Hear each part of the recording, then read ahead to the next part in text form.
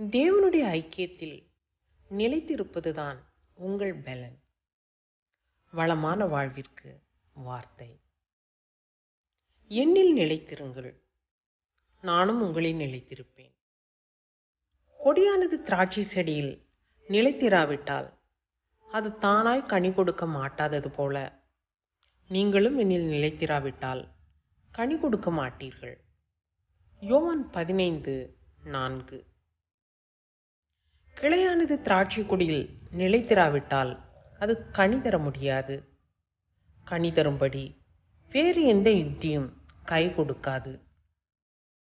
தேவனுடைய சித்தத்தின் மையத்தில் வாழும்போதுதான் வாழ்க்கை போராட்டங்களின் மத்தியிலும் நாம் வெற்றியாய் வாழ முடியும். நம் அனுபவ அறிவினாலோ நம் புத்திசாலித்தனத்தினாலோ நாம் வெற்றியடைய முடியாது. இஸ்ரவேல் ஜனங்கள் தேவனுடைய ஐக்கியத்தில் நிலைத்திருந்தவரை அவர்கள் தங்கள் எதிரிகளுக்கு இரையானதில்லை. வேதனையற்ற ஐஸ்வர்யங்களும் ஆசீர்வாதமும் தேவனுடன் இணைந்திருப்பதால் மட்டுமே சாத்தியமாகிறது. ஆகையால்தான் எதிரியாகிய பிசாசு தேவனுடனான நெருங்கிய தொடர்பை துண்டிக்கும்படி முயற்சிக்கிறான். ஆனால் ஒரு மனிதன் தேவனுடைய ஐக்கியத்தில் நிலைத்திருக்கும் பொழுது வெளியே அவன் நம்பிக்கைகளை இழந்திருக்கலாம், வாய்ப்புகளை இழந்திருக்கலாம்.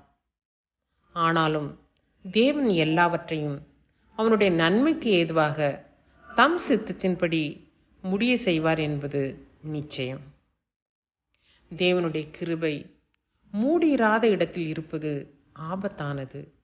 அங்கே உங்களுக்கு பாதுகாப்பு இல்லாமல் போய்விடும். தேவனுடைய சித்தத்திற்கு வெளியே எவ்வித அழுத்தத்திற்கும் இணங்கி விடாதீர்கள். தற்காலிக சந்தோஷங்களுக்கு இடம் கொடுக்காதீர்கள். தேவனோடு இசைந்து இணைந்து வாழுங்கள். அது உங்களுக்கு இளைப்பாறுதலை கொண்டு வரும். நீர்க்கால்களின் ஓரமாய் நடப்பட்ட செழிப்பான மரங்களைப் போல நீங்களும் செழித்து வாழ்வீர்கள். நன்றி ஜெபம்.